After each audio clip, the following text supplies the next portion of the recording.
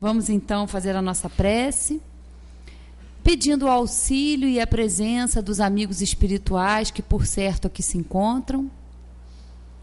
Que todos nós que estamos aqui essa noite, encarnados e também desencarnados, possamos aproveitar desses momentos de aprendizado, de reflexões, pedindo também pelos nossos irmãos que farão uso da palavra, para que sejam auxiliados, inspirados, e que todos nós possamos sair daqui reabastecidos de informações, reabastecidos de boas energias, para continuarmos e iniciarmos mais uma semana nesse planeta Terra, nessa grande escola de aprendizado. Graças a Deus e que assim seja. Começando hoje com o Clébio, que aí o Clébio vai dar continuidade, né, à palestra que ele fez aqui da última vez sobre a infelicidade relativa. Boa noite a todos. Eu dividi em duas etapas, porque esse capítulo ele é bem extenso no Livro dos Espíritos, que, como a Valéria falou ali, ele fala da felicidade e da infelicidade relativa. Como há 2 semanas atrás eu já falei um pouco sobre a felicidade, aí hoje eu vou falar sobre a infelicidade, que é mais penoso um pouquinho, né? O nome já diz, para a gente entrar no tema. E para a gente entrar, né, nesse tema, para já começar as reflexões, a gente vai recordar um pouquinho, né, que a gente é orientado desde de tempos imemoriais aí para trás, que a gente deve sempre se autoconhecer, né, para que a gente tenha pelo menos consciência do que está fazendo aqui, para poder dar os passos seguintes e não se deixar atormentar tanto pelas vicissitudes, né, pelos acontecimentos que a vida vai nos colocando, para que a gente vá vivenciando e crescendo. E como a gente é um espírito, né, a gente é espírito que precisa, a gente é criado para viver no mundo espiritual, né, mas que precisa vir para a carne para depois voltar para ser feliz no mundo espiritual. Isso, a princípio, assim, quem ouve isso a primeira vez deve achar um pouco de incoerência. Mas, né, por que já não criou perfeito de uma vez e a gente vai viver feliz, né?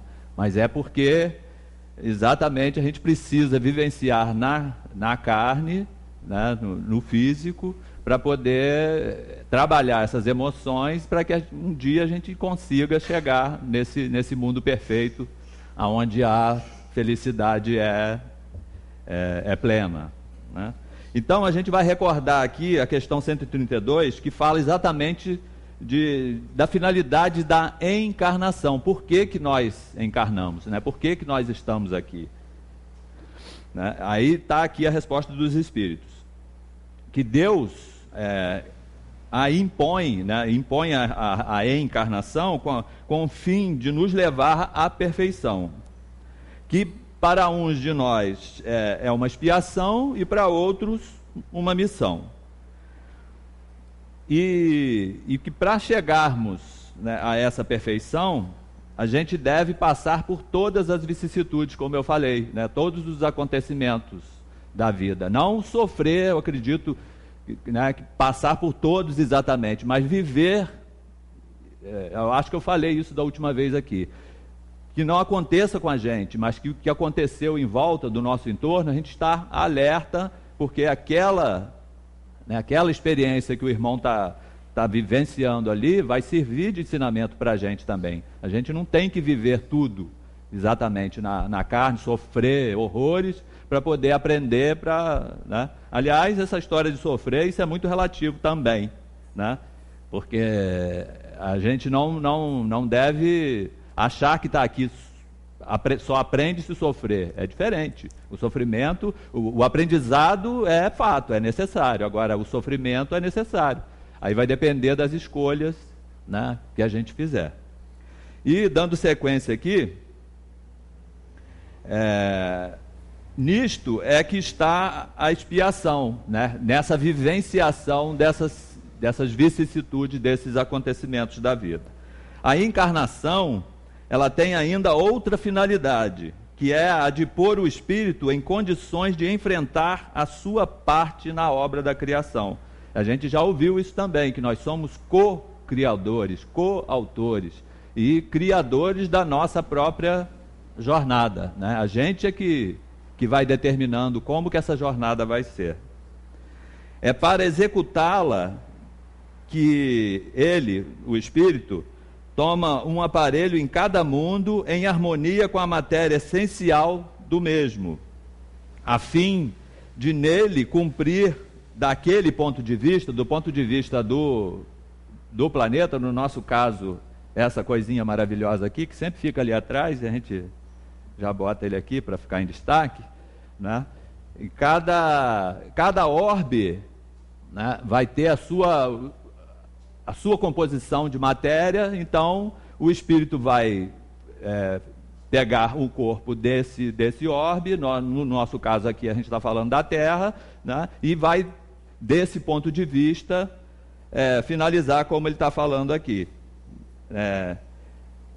de cumprir as ordens de Deus, né, e dessa maneira concorrer para a obra geral, né, para o bom andamento geral do universo e, consequentemente, para o progresso individual de cada um, né? Agora, e essas ordens de Deus? Elas estão aonde? Né? Aí a gente vai para a questão 614, que é a que fala da lei natural, né? A lei natural é a lei de Deus, lei divina, aí a gente pode usar o nome aí que quiser. É a única necessária à felicidade do homem. Ela lhe indica o que deve ou não fazer. E ele só se torna infeliz porque dela se afasta. Então a gente já começa a vislumbrar aí um entendimento do porquê do sofrimento no globinho aqui, né, no caso. E ainda falando dessa lei natural, a questão 619 diz o seguinte: Deus proporcionou a todos os homens os meios de conhecerem a sua lei? E eles respondem que todos podem conhecê-la, mas nem todos a compreendem. Os que melhor a compreendem são os homens de bem e os que desejam realmente pesquisá-las.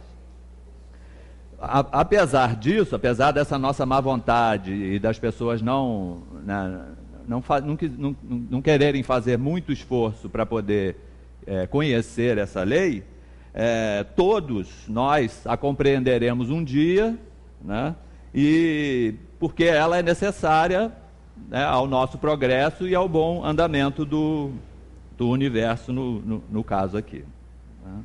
Aí, lá em cima, quando ele, na finalidade da encarnação, quando diz lá que Deus impõe, essa é uma palavra assim um pouco ditatorial, né? Dá a impressão que Deus é um tirano, né? Que não, tem que fazer porque eu sou Deus, eu mandei, pronto, ponto, acabou.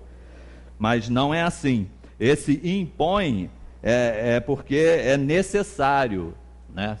Tem a necessidade de que essas coisas aconteçam, a gente passe pelas vicissitudes, entenda a lei para que o progresso ocorra. E ainda dando sequência na direção do entendimento da infelicidade, a gente agora vai para a questão 933,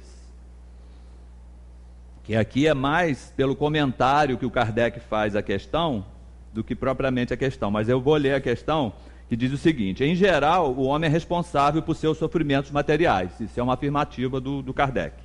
Aí ele vai e pergunta: sê-lo-á também pelos morais, né? A gente é responsável por ambos? E os espíritos respondem que sim, que mais ainda, pois os sofrimentos materiais são às vezes independentes da vontade, né? A gente às vezes não tem noção, por ignorância, acaba praticando erros, né? Mas Enquanto ao orgulho ferido, a ambição frustrada, a ansiedade da avareza, a inveja, o ciúme, todas as paixões, enfim, essas constituem as torturas da alma. Quem se envereda por esse caminho da inveja, da ansiedade, né, de praticar todos esses itens que estão à parte da lei de Deus, aí o sofrimento começa a aparecer. Na questão 970, tem a seguinte pergunta: em que consistem os sofrimentos dos espíritos inferiores? Eles dizem que são tão variados quanto as causas que os produzem e proporcionais ao grau de inferioridade. Podemos resumi-los assim: cobiçar tudo o que lhes falta para serem felizes, mas não poder obtê-lo. Isso, frustração, é uma aparente infelicidade. Ver a felicidade e não poder atingi-la, mágoa, ciúme, raiva, desespero, decorrente de tudo que os impede de serem felizes. Remorsos e uma ansiedade moral indefinível. Isso também é frustrante para nós outros. Desejam todos os gozos e não podem satisfazê-los. É isso que os tortura, né? As pessoas, os espíritos que estão mais voltados, né, que a maioria de nós está, né, uns em maior grau, outro menos, realmente para as coisas materiais, os desejos, os anseios, a gente sempre vai sofrer em algum grau, né? Aí isso vai causar uma infelicidade aparente, porque se a gente parar para raciocinar, né, lá está escrito no início, né, que eu falei que a lei de Deus ela foi criada para a felicidade do homem, né? E só é infeliz porque dela se afasta. E essa lei ela está escrita na nossa consciência. Então, se ela está tão próxima, né, a gente não deveria, né, por uma questão de lógica, se sentir infeliz, porque se nós fomos criados com essa potencialidade de sermos 100% perfeitos, né, imortais, e a lei de Deus foi criada para a felicidade, e ela também é infinita, está com a gente e é imortal, então nós já somos felizes, só não sabemos disso, né? É uma questão de parar para raciocinar. Mas como a gente vem para os orbes e a gente se volta para as coisas externas, que é o mais fácil, né, porque chama mais atenção, a gente vê pelas propagandas que a gente, né, o que vestir, o que comer, o que fazer, o que falar, né, aonde frequentar. Então, a gente está sempre envolvido com isso e nem percebe. Se a gente não fizer uma forcinha, né, em alguns casos uma forçona, a gente acaba se deixando levar e quando vê já estamos aí com 70, 80, né, e já era, perdemos o tempo. Os 100% que a gente se prometeu aqui do lado, de reabilitação, né, de rever as nossas falhas, para que a gente se melhorasse nessa, para a próxima já vir melhorzinho, se a gente fizer 2% já estamos no lucro, porque realmente é difícil, né? Mas a gente tem que continuar insistindo, né? E ainda seguindo essa linha aí né, falando das inferioridades, né, no capítulo 5 do Evangelho, que fala lá dos bem-aventurados dos aflitos, tem o item 13, que é também interessante aqui. Eles falam o seguinte: que o homem pode abrandar ou aumentar o amargor das suas provas, pela maneira de encarar a vida terrena. Maior é o seu sofrimento quando o considera mais longo. Isso são as pessoas que estão sempre queixosas, reclamam, se lamentam, né? Tem um palestrante aí até que inventou uma palavra, são os muquerelas. né, que são os murmurantes, os queixosos, os que reclamam e os lamentadores. A primeira sílaba de cada palavra ele juntou, fez muquerela. Então você imagina um monte de muquerela junto, cada um falando das suas, né, eu não dormi essa noite, né, dormi pouquinho, o cara fala, já não durmo há 3 noites, né, e vai assim, quando vê, o cara já nem dorme há 1 mês, né, se continuar nessa linha de pensamento. Mas aí, continuando aqui, aquele que se coloca no ponto de vista da vida espiritual, né, é isso que até o Einstein, como cientista, ele falava isso, né, que é muito mais importante você imaginar do que propriamente você lidar com o conhecimento prático. E você se colocar sempre numa situação à frente, né, para você se imaginar naquela situação. É o que eles dizem aqui, né?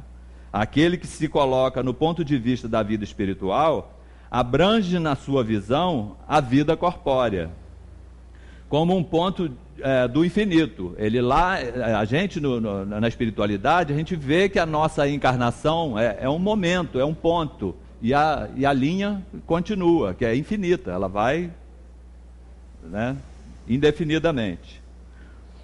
Sabendo que esse momento penoso passa bem depressa, a certeza de um futuro próximo e mais feliz o sustenta e encoraja. E em vez de lamentar-se, ele agradece ao céu as dores que o fazem avançar. E isso é raríssimo, né? Agradecer, quando a gente lembra, a gente agradece as coisas boas, quando lembra. As coisas ruins, o máximo que a gente faz é esquecer e pedir para que tire aquela dor o mais depressa possível, porque a gente já está que não se aguenta mais, né? Para aquele que, ao contrário, só vê a vida corpórea, a entonação aqui não foi essa não, mas para aquele que, ao contrário, só vê a vida corpórea, esta parece interminável, e a dor pesa sobre ele com todo o seu peso. O resultado da maneira espiritual de encarar a vida é a diminuição de importância das coisas mundanas, né? Isso a gente vira e mexe, quem aborda praticamente todos os temas da doutrina, em algum momento sempre vai falar isso, que a gente tem sempre que se voltar, né, para o autoconhecimento, para as coisas espirituais, para as leis de Deus, né? A gente está sempre...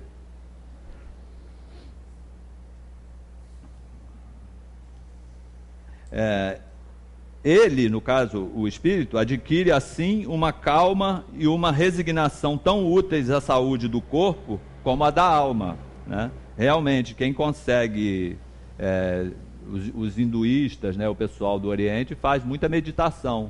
A meditação, o que é? É o voltar-se para si, é você tirar, né, os pensamentos, esvair, né, esvaziar a cabeça, tem pessoas que conseguem, outras não, e a partir dali conectar-se com mais facilidade com a espiritualidade, que é uma questão de lógica, vem só reforçar isso que eu venho falando do início aqui, que a gente tem que se desligar das coisas, né, que regem aqui a nossa vida material. Enquanto que, com a inveja, o ciúme e a ambição, entrega-se voluntariamente à tortura, aumentando as misérias e as angústias de sua curta existência. Agora, ainda no capítulo 5, só que esse já é um outro item, que é o item 24, que fala da verdadeira infelicidade.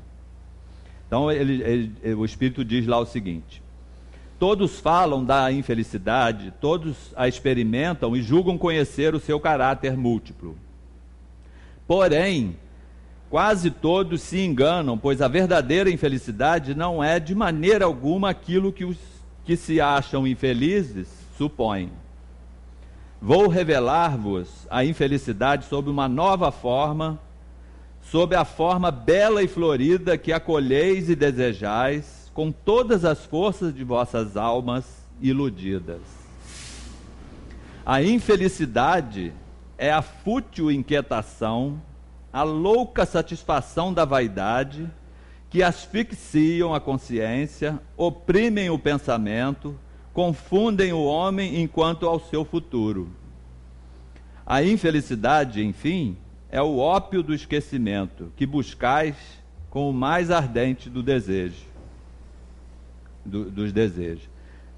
Agora eu fico imaginando aqui, alguns de vocês já devem falar, puxa vida, minha semana já foi cascuda, e eu venho para cá e esse cara vem falar desse jeito, né, de como a gente está se conduzindo aqui, né, é infelicidade pura realmente, né, mas tranquilizem-se, não se arrepiem muito não, porque daqui a pouco eu falo alguma coisa, pelo menos para amenizar um pouquinho esse lado aqui, mas eu vou continuar ainda nesse texto aqui. Tende esperanças, vós que chorais, tremei, vós que rides, porque tendes o corpo satisfeito. Não se pode enganar a Deus. Ninguém escapa ao destino. As provas, credoras, espreitam o vosso repouso ilusório, para vos mergulhar de súbito na agonia da verdadeira infelicidade, daquela que surpreende a alma, enfraquecida pela indiferença e pelo egoísmo. Que o Espiritismo vos esclareça, portanto, e restabeleça sob a verdadeira luz da verdade e o erro, tão estranhamente desfigurados pela vossa cegueira. Só puxão de orelha, né? Até agora só.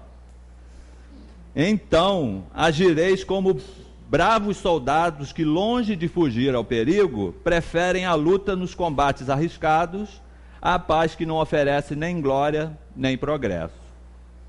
Aí agora, como eu falei, para amenizar um pouquinho aqui, eu vou ler um outro textinho também do Evangelho, só que agora é o capítulo seguinte, o capítulo 6, que é o Cristo Consolador, né? Que vem para dar uma maciada, né? Mas só para a gente não sair daqui muito cabisbaixo. Então a mensagem é o seguinte, são 4 mensagens nesse capítulo, eu escolhi uma e selecionei aqui uma meia página, menos de meia página. Venho como outrora, entre os filhos desgarrados de Israel, trazer a verdade e dissipar as trevas. Escutai-me, o Espiritismo, como outrora a minha palavra, deve lembrar os incrédulos que acima deles reina a verdade imutável. Aí a gente logo lembra da lei de Deus, né, que está na nossa consciência, né? Estou demasiado tocado de compaixão pelas vossas misérias, por vossa imensa fraqueza, para não estender a mão em socorro aos infelizes extraviados, que, vendo o céu, caem nos abismos do erro. Crede, amai, meditai todas as coisas que vos são reveladas. Não mistureis o joio ao bom trigo, as utopias com as verdades. Espíritas, agora é para nós mesmos, nós outros aqui. Amai-vos, eis o primeiro ensinamento. Instruí-vos, eis o segundo. Todas as verdades se encontram no cristianismo. Os erros que nele se enraizaram são de origem humana, como a gente tem visto aí, né? Vendendo Cristo aí a qualquer preço. E eis que, de além túmulo, que acreditáveis vazios, vozes vos clamam, irmãos, nada perece, Jesus Cristo é o vencedor do mal, sede os vencedores da impiedade, das desgraças, dos infortúnios e das aparentes infelicidades que eu completei aqui, por minha conta. Então, essas pequenas colocações, né, foram para a gente, e a gente precisa disso, né, porque a gente é muito comodista, né, e lembrar que isso aqui não é porque a doutrina espírita é moralista, como a maioria das religiões. Ela não aponta o dedo e que não pode fazer, você tem que fazer porque está escrito aqui e tal. Não, a doutrina espírita ela é moralizadora, que é diferente de ser moralista, né? O moralista ele aponta o dedo e o moralizador não, ele vai mostrar o erro e vai dar a solução, que é o caso da doutrina espírita. E lembrar sempre que a doutrina espírita, né, o espiritismo, ele não é o fim, né, é só um caminho. A nossa verdadeira razão, a razão real da gente estar aqui é o nosso progresso, é o nosso crescimento. É a principal razão da gente vir de encarnação em encarnação, para a gente poder atingir, sair dessa infelicidade aparente e atingir a nossa felicidade plena um dia lá nos mundos felizes. Então era esse o bocadinho de assunto que eu passei para vocês para reflexão. Obrigado e boa noite. É sempre muito bom estar aqui e é sempre um desafio, né? A gente tentar se dedicar, estudar para, no tempo que a gente está aqui, passar para vocês, tocar os corações, né, para que a gente possa refletir um pouco. Valéria falou que eu ri, mas na verdade pensei, pronto, falou o que eu ia falar e agora vou fazer o quê, né? Mas dá para a gente conciliar aí. Então, o Cristo Consolador é o capítulo 6º do Evangelho segundo o Espiritismo. E começa dizendo assim: vinde a mim todos os que andais em sofrimento e vos achais carregados, e eu vos aliviarei. Tomai sobre vós o meu jugo e aprendei de mim, que sou manso e humilde de coração, e acharei descanso para as vossas almas. Porque o meu jugo é suave e o meu fardo é leve. Então, todos nós, né, nesse planeta de provas e expiações, onde somos espíritos inferiores, espíritos medianos, fomos criados simples e ignorantes, e através das aprendizagens que a gente vai fazendo, de encarnação para encarnação, nós vamos ampliando nosso conhecimento e vai nos possibilitando nos tornarmos mais felizes, que é o que todos nós gostaríamos, né? E é o nosso objetivo. Então, o Cristo Consolador vem nos mostrar, olha, vocês não estão sozinhos nessa, né? O meu jugo é suave, existem possibilidades, né? Todos os sofrimentos encontram consolação na fé no futuro e confiança na justiça de Deus. Né? O Cristo vem ensinar para a gente o básico do que ele vem ensinar, a base, o alicerce do ensinamento dele, é de que existe uma vida além desta, né? Da vida futura, é disso, dessa lei do progresso, que nós vamos caminhando sempre e chegaremos a essa perfeição. E que, para a gente viver aqui, com o olho nesta vida e nesse objetivo que a gente quer alcançar. Então, todos os nossos sofrimentos, a gente, quando está sofrendo, precisa pensar nisso. Eu não sou daqui, eu estou aqui. E, portanto, eu quero chegar em tal lugar, eu quero ser perfeito. Então, eu vou me dedicar, mesmo nesse momento em que eu não estou legal, estou achando que o mundo está nas minhas costas, a trabalhar em mim isso. E a confiança na justiça de Deus. Todos os que creem, né, os que não creem, que duvidam, sentem o peso desses sofrimentos todos que a gente vê no nosso planeta. Porque não acreditam em nada, porque não estão movidos por essa verdade absoluta, né? Mas Jesus diz para a gente aprender dele, e impõe uma condição, que nós sejamos mansos e humildes de coração, que observemos a sua lei. E qual é a sua lei? É a lei do amor e da caridade. Não tem outro caminho para a gente adquirir essa leveza que a gente tanto quer, para a gente poder estar bem, estar harmoniosos, não tem outro caminho, é esse. É o amor e a caridade. Na época que Jesus veio, claro que ele, por ser o espírito mais perfeito que esteve no nosso planeta, sabia que não podíamos compreender todas as coisas. Falava por parábolas que confundia, né, as pessoas, e também dizia que tenham olhos de ver e ouvidos de ouvir. Sabia que nós, na nossa escala evolutiva, muita coisa não poderíamos compreender, e nos prometeu um consolador, né, que viria para lembrar o que ele colocou, tudo que ele ensinou, e viria para esclarecer, para nos ajudar a caminhar mais facilmente.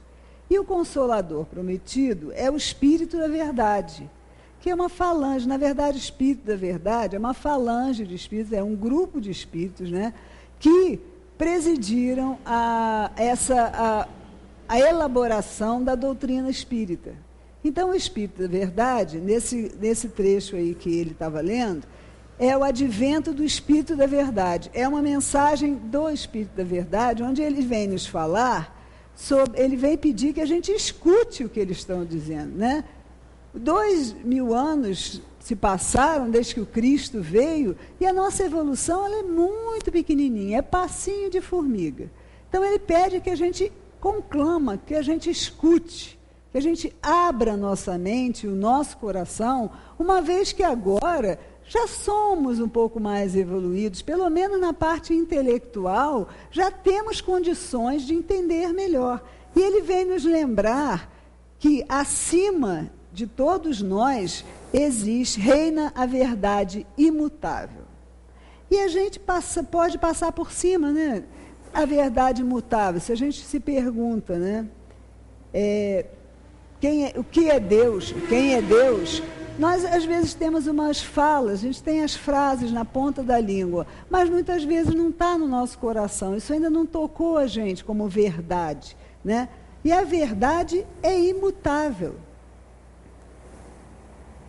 Faz o homem saber, né, da onde o Espiritismo veio para estabelecer, para nos ajudar a entender da onde a gente veio, o que a gente está fazendo aqui e para onde a gente vai, né? Nos lembra os verdadeiros princípios da lei de Deus e nos consola pela fé e pela esperança. O Espiritismo nos ajuda a entender a causa desses sofrimentos. Como somos aprendizes, quando a gente era mais simples e mais ignorante do que somos hoje, a gente foi tentando aprender, pelo erro e acerto, pelas nossas escolhas, nós cometemos muitos enganos. E como numa escola, quando a gente não consegue aprender o conteúdo, a gente repete de ano, não é verdade? E a vida e o universo vêm trazer para a gente de novo todas as experiências que a gente necessita aprender. Então, por estarmos num planeta de provas e expiações, não é um castigo, mas é aonde o mundo que nos propicia aprender essas lições que a gente estava precisando. E a gente entender isso, né, que somos espíritos eternos. Isso muda a nossa perspectiva se a gente tem isso no coração e nos dá uma fé inabalável no futuro. E aí eu gostaria hoje de falar, como o Espírito da Verdade aí nos colocou, um pouco de Deus, né, dessa verdade imutável. Porque nós, às vezes, não pensamos muito sobre Deus, não paramos para pensar. A gente aceita essa verdade, mas não reflete sobre isso, né? Deus é a força criadora do universo. E a sua natureza é amor infinito e universal. Deus é imutável e ninguém o pode tornar mutável. Nós, homens, nesse planeta, nesse momento, parece que a gente entende isso um pouco, porque Deus é imutável, né? Ele criou o universo e Ele governa, Ele comanda todas as coisas. Ninguém precisa pedir a Deus que amanheça o dia, nem que anoiteça, nem que a planta cresça, que a semente germine, né? Que a lua e as estrelas e toda, né, o universo se sustenta. Ninguém precisa pedir nem lembrar isso para Deus. Nós estamos tranquilos quanto a isso. Está tudo funcionando aí, os universos, as galáxias, tudo funciona. Então, sob esse aspecto, parece que a gente realmente aceita que Deus está no comando de todas as coisas. Só que quando chega na nossa vida, no nosso mundo, né, no nosso ego, aí a gente já queria que Deus fosse mutável. Por que a gente queria que Deus fosse mutável? Porque quando entra nas nossas pequeninas questões, a gente se dirige a Deus querendo convencer Deus de fazer aquilo que a gente acha que deve ser. Faz isso, faz aquilo por amor de mim, protege-me, né, desse perigo, protege a minha família, protege a minha cidade, né? Me ajuda, providencia um emprego, providencia comida. Então, quando chega no nosso calo, né, quando aperta do Deus, a gente gostaria que ele fosse mutável, a gente queria que ele fizesse, que ele entendesse. Mas é inútil, olha como é pequenez nossa ignorância, é inútil a gente querer que Deus modifique o seu universo por causa de mim, ou de você, ou de qualquer um de nós.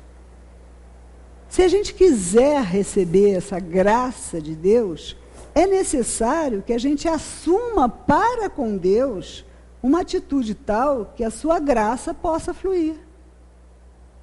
Deus permeia tudo, né? A gente vai lá no Livro dos Espíritos e a gente vê que é Deus. O que o Livro dos Espíritos nos ensina e qual é a resposta, né? Que é Deus? É a primeira questão do Livro dos Espíritos. É a inteligência suprema, é a causa primária de todas as coisas. E quais são os atributos de Deus que nos coloca a doutrina? Deus é imutável. Isso que a gente estava falando aqui agora, né? Se Deus é imutável, e tem os outros atributos que eu vou falar depois, mas falando dessa parte dele ser imutável, para a gente, em certa parte, é uma tranquilidade. A gente sabe que se a gente plantar uma mudinha de rosa na terra e tiver o cuidado com ela, vai nascer uma rosa. Não vai nascer nada diferente de uma rosa. E por que isso tem que ser diferente quando se trata da nossa vida? Se nós seguirmos esse caminho do amor e da caridade, não tem erro. Nós vamos colher rosas. Agora, se nós seguimos as nossas paixões, as nossas inferioridades, aí a gente se desvia, a gente sai dessa rota de luz que a gente precisa tanto, e a gente começa a ter os sofrimentos. Então, é isso que eles dizem, né? Para a gente assumir, nós é que temos que assumir uma atitude diante de Deus diferente. Nós precisamos repensar o nosso conceito de Deus para que a gente possa colher rosas, não espinhos, não outras coisas. Então, o Espírito da Verdade, né, eles vieram lá, quando foi feita a codificação, nos sacudir e nos mostrar isso. Não adianta eu saber de cor que Deus é eterno, imutável, soberanamente justo e bom, amor supremo, se no meu coração, se no meu íntimo, eu não vivi essa experiência de Deus para me entregar e confiar. Então, essa reflexão é que eu acho que é muito importante, porque a gente pode esquecer de tudo que nos inquieta, porque o ser humano, né, por mais, vamos imaginar uma situação ideal, em que a gente tivesse uma situação financeira maravilhosa, os relacionamentos maravilhosos, uma família sem problemas, tivéssemos dinheiro, tivesse tudo que a gente, nesse planeta, acha que é o que é ser feliz e o que é ser bom. Mesmo assim, fica uma angústia, uma inquietação dentro da gente, nada está bom. Uma coisa estranha, às vezes a gente até pensa isso, gente, mas está tudo bem, e eu estou numa depressão, estou deprimida, estou angustiada, estou querendo sair correndo de dentro de mim. Como eu sou ingrata! Porque, poxa, tem uma família maravilhosa, tem um emprego, tanta gente está abaixo de mim na escala, aí, né, não é só social, mas quantos sofrimentos pesados tem por aí, eu não tenho isso.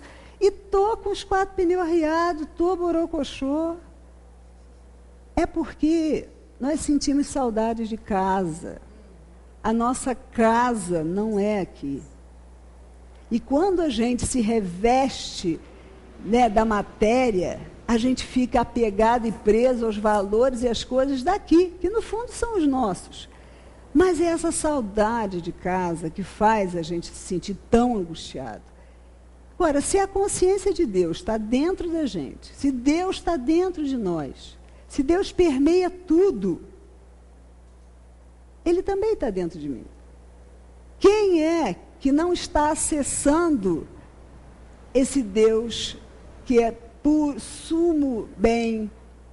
Nós não estamos acessando isso dentro da gente. Por isso essa tristeza, essa coisa que a gente fica, não é? E a partir do momento que a gente consegue entender isso com o coração, que a gente sente dentro da gente a paz e a harmonia, o mundo pode estar despencando lá de fora. Mas eu estou bem, eu estou alegre, eu estou sereno. E aí, se eu conseguir sentir isso, por esse Deus que é a estabilidade, Ele é imutável, Ele é eterno. Nós também somos. Nunca existiu um tempo em que não tinha Deus. Deus está aqui e nunca existirá um tempo que não terá Deus. Isso não é o máximo. Eu sou criada à imagem e semelhança dele, e não o contrário. Porque nós imaginamos Deus como um ser sobre-humano, com todas as nossas mazelas. Um Deus que possa ser vingador, que favorece um, que não favorece outros. E a primeira coisa que a gente tem que fazer, no momento que a gente começa ou consegue sentir essa grandeza dentro de nós, é imediatamente se voltar para o outro, para ajudar com que outros sintam isso dentro deles. E aí, à medida em que eu faço isso, esse conhecimento se aumenta dentro de mim, e ele se consolida dentro de mim, e eu consigo ir crescendo. Não é tão difícil. Essa é a fórmula mágica que todo mundo procura. Amar. Qual é a base do ensinamento do Cristo? Amai-vos uns aos outros. Então, se eu consigo sentir essa paz, se eu consigo sentir isso, eu tenho que passar para frente. Eu tenho que, por atitudes, não é querer abrir a cabeça dos outros para a pessoa entender, mas mostrar que essa experiência de Deus modifica as nossas vidas. Um Deus que é imutável, que é eterno. Eu saber que nunca houve um lugar onde Deus não exista. Não existe, Ele está aqui, onisciente, onipresente, onissapiente. Eu não preciso dizer para Ele o que eu preciso, Ele sabe antes que eu mesma saiba do que eu preciso. Então, a gente se coloca numa posição de estar aberto para ouvir a Deus, através dos espíritos, né? O universo inteiro trabalha o tempo todo. Se eu me fecho no meu mundinho, na minha mente, só preocupado com o problema, com não sei o quê, só com isso, viver na sintonia deste planeta, quais são os espíritos que eu vou ouvir? Os espíritos que eu chamo, né? A minha sintonia que faz isso. E aí eu só consigo ouvir os espíritos que estão nessa mesma sintonia, e cada vez eu vou ficando mais angustiado. Quando eu consigo furar isso, e sentir esse Deus que habita em mim, e todos os espíritos, nossos espíritos familiares, nossos anjos de guarda, né? E a gente se conecta com a espiritualidade superior, a gente fica tranquilo, porque não há o que temer. Deus é eterno, mas nós também somos. A morte, ela é do corpo físico. Nós somos imortais. Agora, eu sou também responsável pela minha imortalidade. O que eu estou fazendo e como eu estou caminhando. Porque foi-me dada essa oportunidade de estar encarnado. Quantos espíritos aguardam uma oportunidade e não chegaram aqui?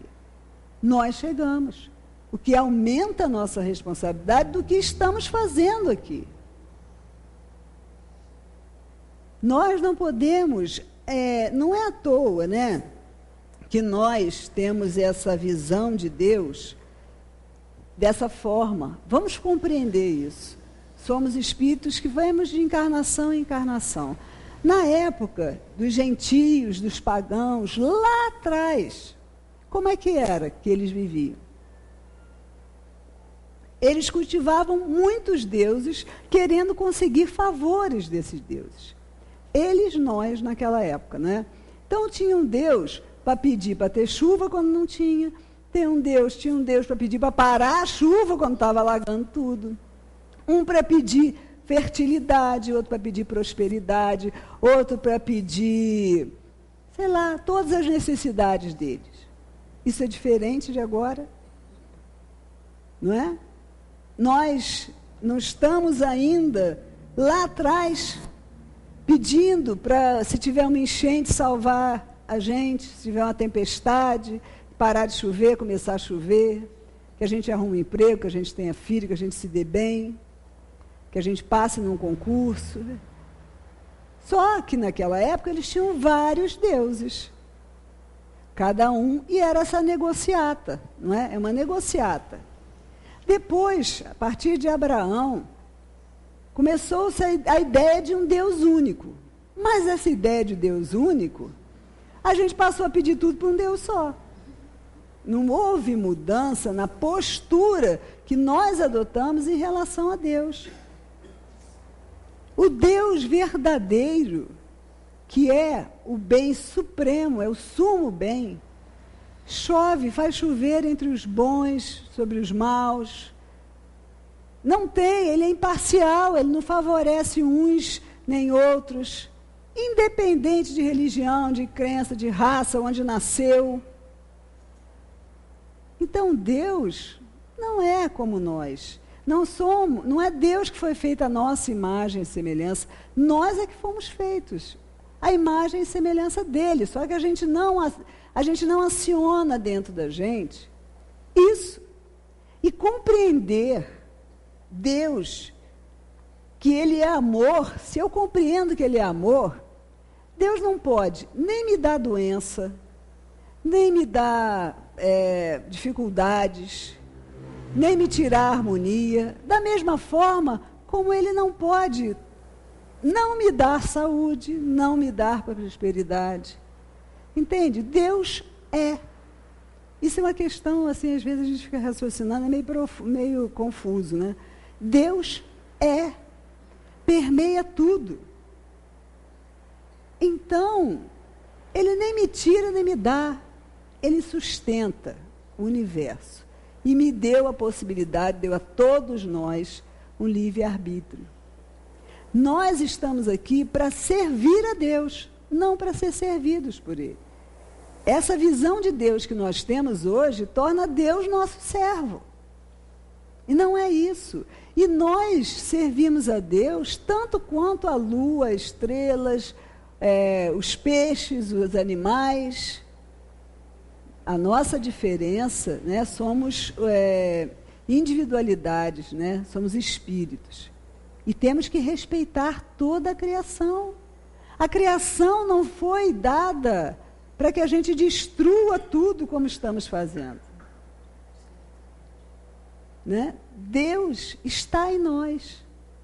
E nós somos a imagem e semelhança dele. Então, nós temos uma força criadora, como o Clébio disse aí. Agora, como nós estamos usando nossa força criadora? E não estou dizendo dos grupos e das sociedades, né? Vamos pensar cada um em si, porque uma árvore só é verde se as folhas forem verdes. Se nós falamos de corrupção, de violência, né? Mas quando a gente pode se dar bem em cima de outras pessoas, a gente faz. Se a gente briga no trânsito, se a gente quer dar uma desperto, sair na frente, também somos corruptos. Então, esse acesso dentro de nós, entender esse Deus, amor, eu acho que muda tudo. Muda a minha maneira de olhar a plantinha, de olhar os animais, de olhar o nosso semelhante. Todos estamos para servir a Deus. E a serviço, né, trabalhando, não tem ninguém de férias, não tem nada parado. Né? Mesmo a sementinha, quando está lá debaixo da terra, a gente não está vendo nada, está acontecendo alguma coisa.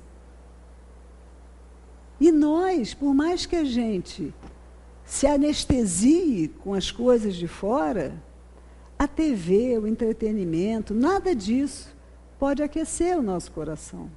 Nada disso nos dá a quietude que a gente procura. Mesmo quando a gente se anestesia de tudo e vive só na superficialidade do dia a dia, algo está acontecendo dentro de nós.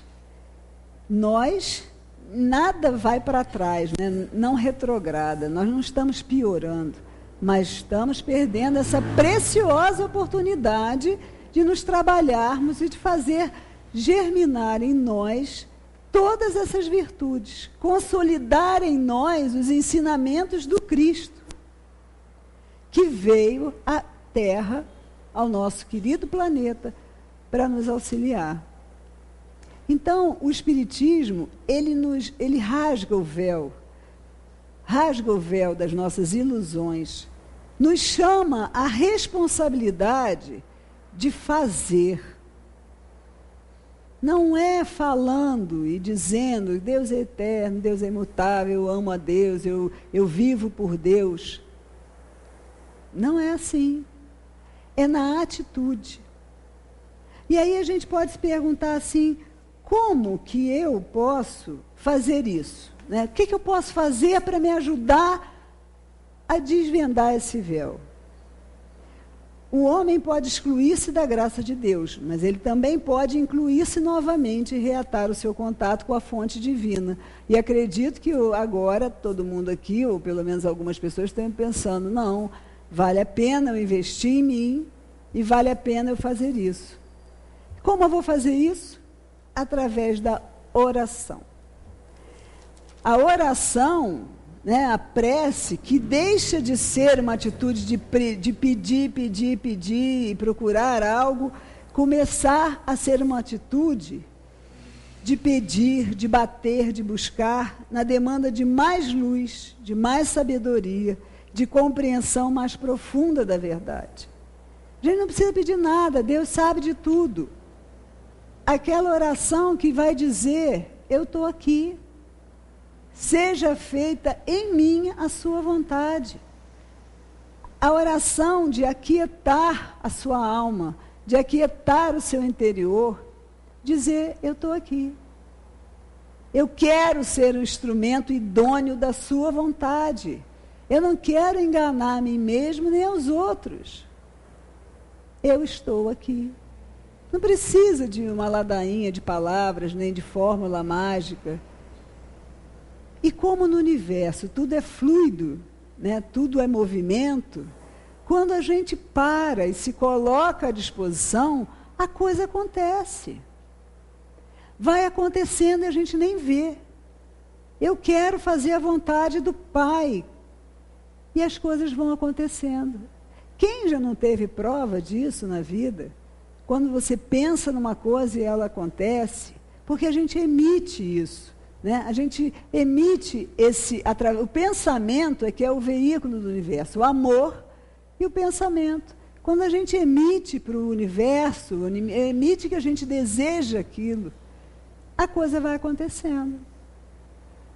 Né? Quem nunca aconteceu não sei, um exemplo que me vem à cabeça agora foi um dia desse, uma pessoa gostaria, numa situação em que ela não poderia ver o filho, ela queria muito ver o filho, mas as regras impediam. Aquilo, de repente, o que aconteceu? Alguém chegou para tirar a pessoa daquele lugar. Quer dizer, isso aí é um caso no hospital, vou contar direito, senão vocês não vão entender.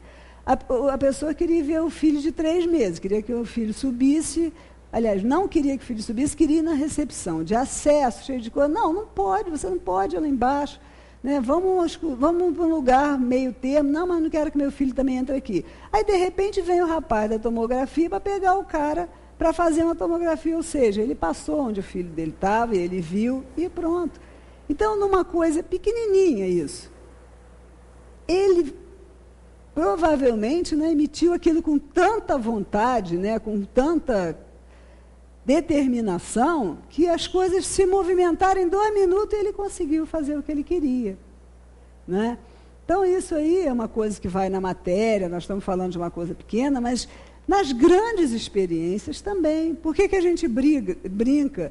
eu não vou pedir a Deus paciência, porque quando eu peço a Deus paciência, vem todas as situações que vão testar a minha paciência. A gente tem que saber o que isso é, vai e volta. Cuidado com o que a gente fala. Né? Eu preciso tanto aprender a ser paciente. Pois é, você é ouvido. Aí vem aquelas situações todas que te tiram do sério. Para que você possa exercitar e que você possa aprender. Quando a gente aprende, tem um ditado que diz assim: quando o discípulo está pronto, o mestre aparece. E é verdade. Tudo no mundo, né, no universo, é energia, é fluido. Se a gente aprender aquela lição, parou de vir coisas daquilo. Vai vir coisas de outro que eu ainda não aprendi.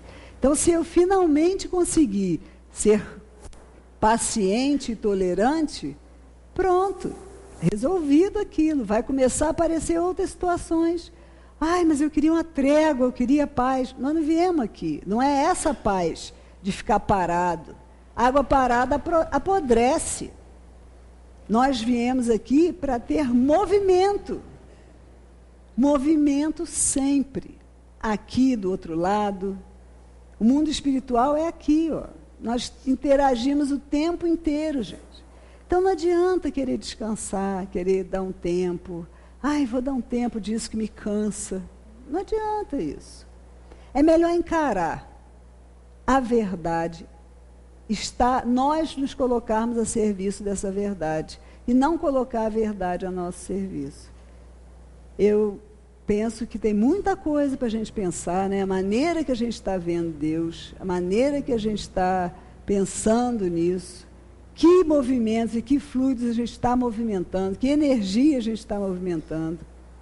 Né? Já chegamos aqui, estamos aqui aprendendo. Né? A gente não sai de casa num domingo para vir aqui para cumprir uma obrigação, nem para receber passe. Não, eu vou lá porque aí eu recebo um passe que eu vou ficar harmonizado. Com certeza, todos nós, até no momento que estamos aqui, estamos conectados, estamos sendo auxiliados. O passe nos revigora, nos alimenta, mas se a atitude não for nossa, você abriu uma bela sombrinha, um belo guarda-chuva, e aqueles fluidos todos não chegaram na gente.